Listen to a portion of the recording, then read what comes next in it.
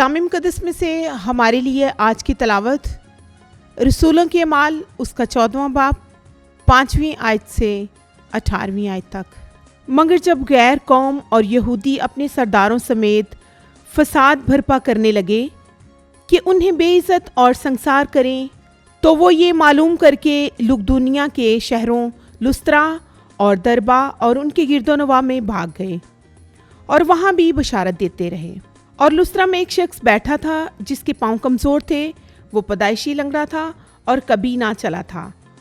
وہ پالوس کو باتیں کرتا سن رہا تھا، اور اس نے اس کی طرف غور کر کے دیکھا کہ اس میں نجات پانے کے لائق ایمان ہے، تو بلند آواز سے کہا کہ اپنے پاؤں پر سیدھا کھڑا ہو جا۔ پس وہ اچھل کر چلنے پھرنے لگا۔ لوگوں نے پالوس کا یہ کام دیکھ کر لقدونیہ کی زبان میں بلند آواز سے کہا کہ آدمی کی صورت میں معبود ہمارے پاس اتر آئے ہیں، اور انہوں نے برناباس کو زوس کہا اور پالوس کو ہرمس، اس لیے کہ وہ کلام میں سبقت لے جاتا تھا۔ اور زوس کے اس مبید کا پجاری جو شہر کے سامنے تھا، بیل اور پھولوں کے ہار پھاٹکوں پر لایا اور ہجوم کے ساتھ قربانی چڑھانا چاہتا تھا۔ جب برناباس اور پالوس نے یہ سنا تو اپنے کپڑے پھاڑے اور ہجوم میں جا کودے اور پکار کہنے لگے کہ اے مردو، تم یہ کیا کرتے ہو؟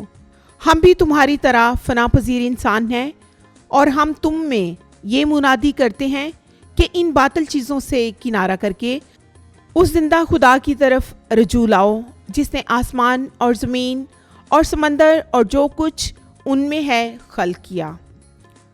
اس نے اگلے زمانوں میں سب قوموں کو اپنی اپنی راہ چلنے دیا، تو بھی اس نے بھلائی کر کے اپنے آپ کو بے گواہ نہ چھوڑا۔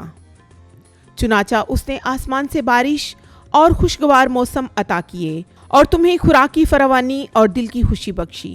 یہ باتیں کہہ کر بھی ہجوم کو بمشکل روکا کہ ان کے لیے قربانی نہ گزرانے۔ پاک کلام کے پڑھے اور سنے جانے پر خداوند کی خاص برکت ہو۔ خدا کا شکر ہو، آمین۔